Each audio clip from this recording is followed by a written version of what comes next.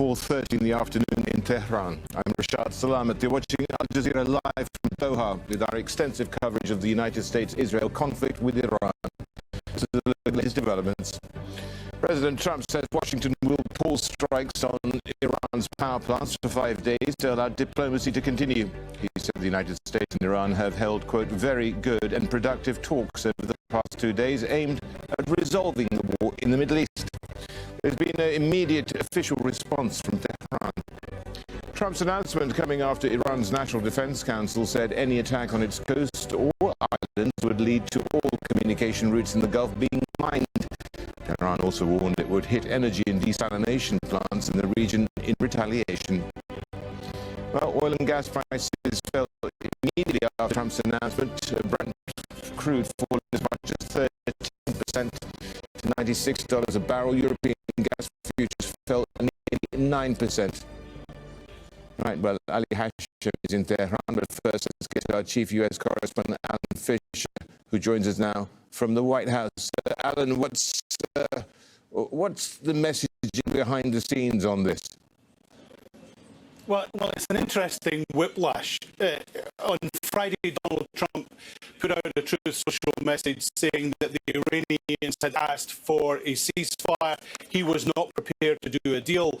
And then late on Saturday evening, he put out another Truth Social message warning that unless the Iranians opened the Strait of Hormuz within 48 hours with no conditions, then he was going to completely obliterate their power infrastructure, starting with the biggest plant. It's important to point out that that would be a breach of the Geneva Conventions, that would be a breach of international law as well.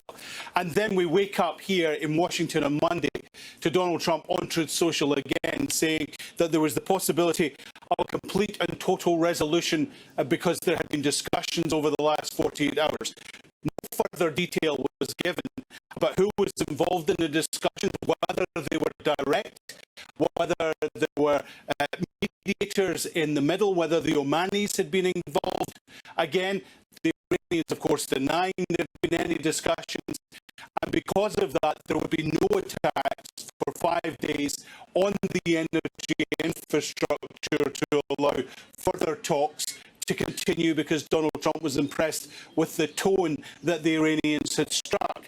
Now, Donald Trump's deadlines tend to be elastic, so Friday would now be the deadline for some sort of movement or momentum in any discussions. That would still allow him to carry out attacks in Iran, as they have been doing, and also move more troops into the region. Remember, there's an expeditionary force of Marines heading to the area, some 4,500 strong.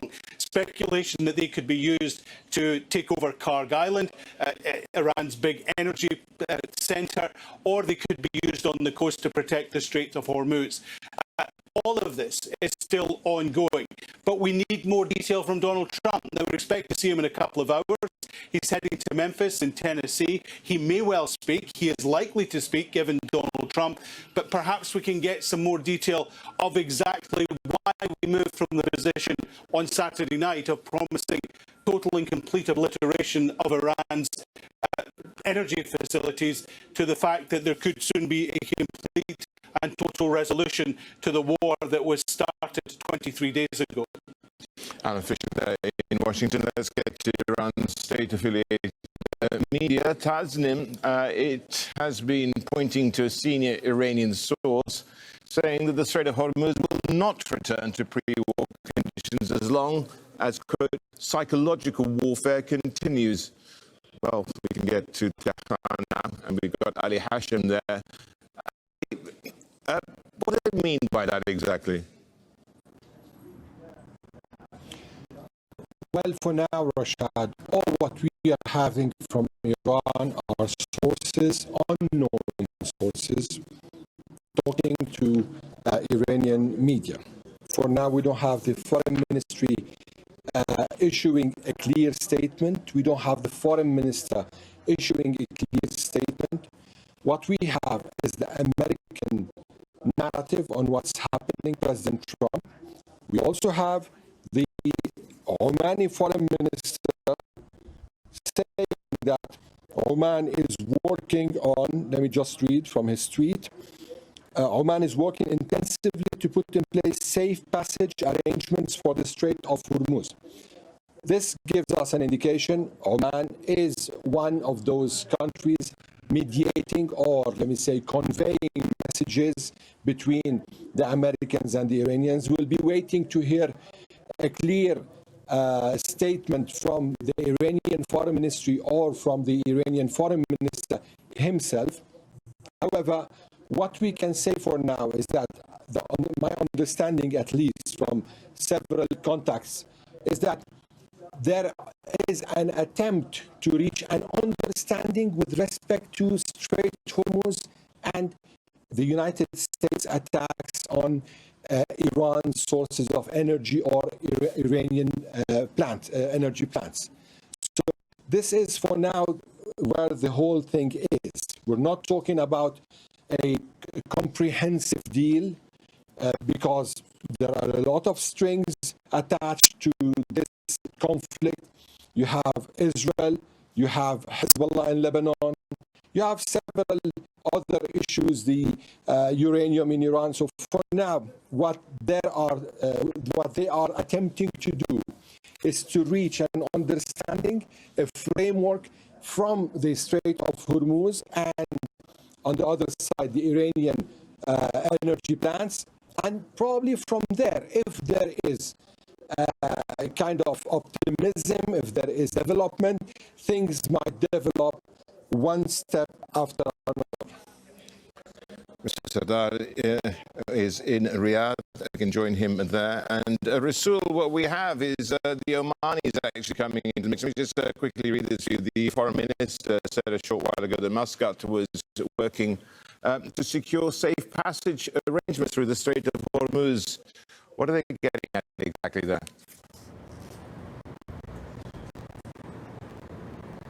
Well, indeed. So now, since yesterday, particularly, we have seen that a multi-track diplomatic force. So here, the Omani foreign minister, Al-Saidi, is saying that now they're working relentlessly on finding a solution or reaching an agreement on how to open the Strait of Hormuz. And that could be a good beginning. But today, we also have seen that there have been talks between the European Union foreign policy chief and the Qatari foreign minister and prime minister, Sheikh Mohammed bin Abdulrahman. And then there have been talks between the Turkish foreign minister and the Iranian foreign minister. Indeed, yesterday, the Turkish foreign minister had talks with the Iranian foreign minister and then the American officials and the regional counterparts as well. I was talking to a diplomatic source from Ankara trying to understand the content of this talk. So what you're seeing is that what they have been told that now they're trying to establish the communication channels, because since the beginning of the war on, these channels were not working. The diplomacy was blocked. And now we do not know, it's not clear whether the messages conveyed indirectly between Tehran and Washington through Ankara or not. However, what we understand is that Hakan Fidan has directly talked to the foreign minister of Iran and Steve Witkoff from the United States. So these are two important figures because just before the war, during the 3 rounds of the talks in Muscat and in Geneva, it was Steve Witkoff and Abbas Araghchi representing their countries. So we can imagine that there is now at least an indirect communication through the regional countries. But while all that is happening, also Hakan Fidan being in constant talks with his regional counterparts is bringing the region also in it. And based on my conversation with the Turkish diplomatic source, saying that if there will be any negotiating table, it's not that it's going to be between Iran and the United States, but the regional countries are also going to be involved, because we have seen that a war in the region is tremendously affecting the regional countries as well. Yes, there is going to be a change in the status quo, but if there is going to be a peace agreement, ceasefire and then peace agreement, so the regional countries are going to be involved in it heavily. And he also said that perhaps this is the last chance even for further conflicts. So that is why now the diplomatic efforts are being intensified.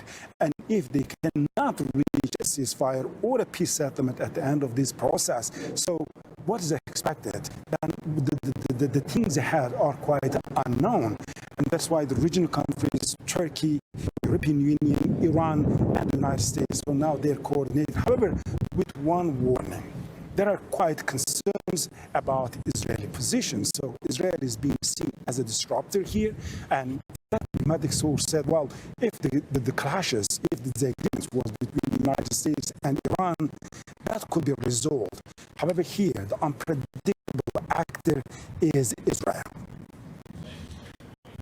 Hashim in Riyadh, let's have a look at what's happening with the markets, with oil and gas prices plunging after that Trump announcement.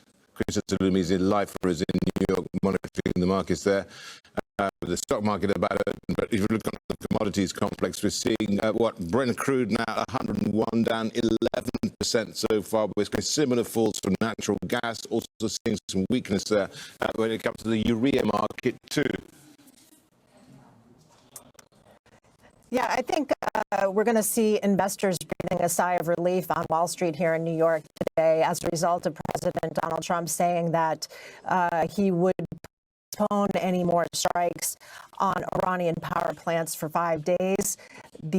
As you said, the oil futures have been dropping on that news. They were up over $110 a barrel on Friday. Now they're well below 100. That's the Brent crude international benchmark. The West Texas crude, the U.S. benchmark, down 12% from Friday, below $90 a barrel. So just a few words from the president sent the prices plummeting, and we're seeing stock futures rally as well, all across the board, everything except for energy prices. That is, the Dow Jones, the S&P, all looking to do better today, which is noteworthy because they were on the verge of entering what's known as correction territory on Friday, with the Dow Jones and the NASDAQ down almost 10% from their highs on the year. That would be what's known as a correction, but just in the nick of time, things are turning around, and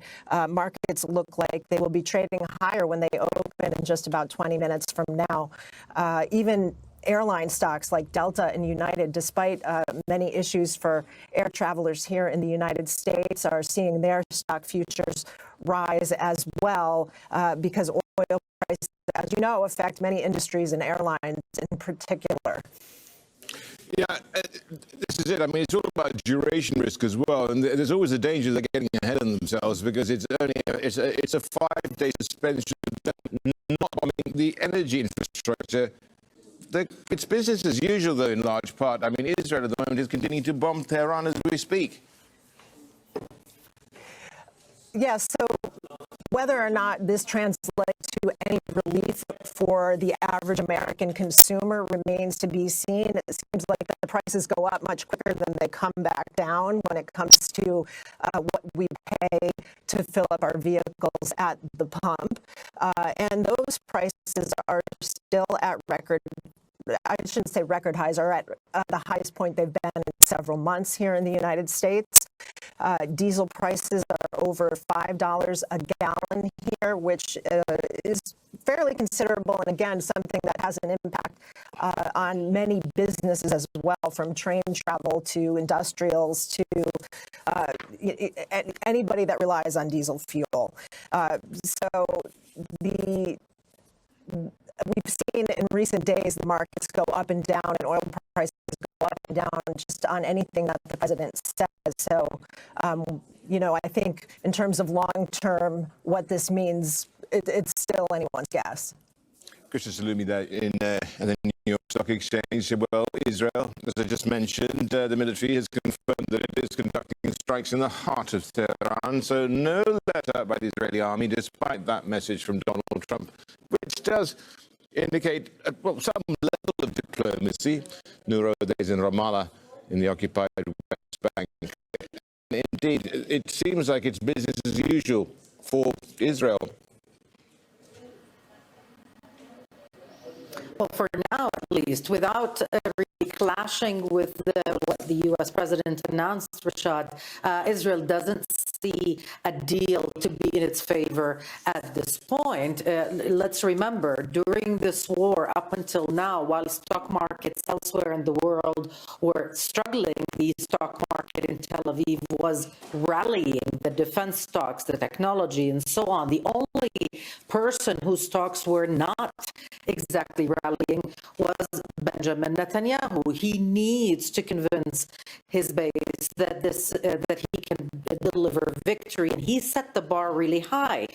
He said that Israel would be able to topple the regime in Tehran. That definitely has not happened. And if a deal is reached with the U.S., then Netanyahu will have a day of reckoning in October when the elections are held. And that explains why, in a conversation reported by Israeli media between the head of the intelligence subcommittee and Netanyahu, that member of the Knesset told Netanyahu, "You saved us from a bad deal between the U.S. and Iran before," reference, of course, to the deal that was within reach a day before the war broke out on the 28th of February. Do it again. That head of the subcommittee said, and what Netanyahu responded is, "We're working on it." The strikes from the Israeli Air Force were a mere half an hour or so after that announcement by Donald Trump. So as far as Israel is concerned, nobody's told them to stop firing, and they will not do it unless absolutely necessary. Noor, thank you. Noor Odeda joining us from Ramallah. Well, joining us on set is Abdullah Banda Al-Ataibi. He's an assistant professor in international affairs at Qatar University. Over there in Berlin, we're joined by Hamdureza Azizi, he's a visiting fellow at the German Institute of International Security Affairs. And on set here, of course, is Osama bin Jawed. From Al Jazeera, of course. I'm going to start off with you, Osama. Now, it seems that, the Iranians say there's no negotiations. Donald Trump says there have been conversations the last 2 days. But it does seem to be emerging that there are a number of interlocutors. Absolutely. Well, I've been speaking to right now. I was on the phone because I'm talking to a source of ours in the diplomatic circles, and according to them, the conversations with all key players have been had in the last 3 weeks. There was a single point agenda, and hostilities come back to the table. What these 4 countries, Egypt, Oman, Turkey, and Pakistan, have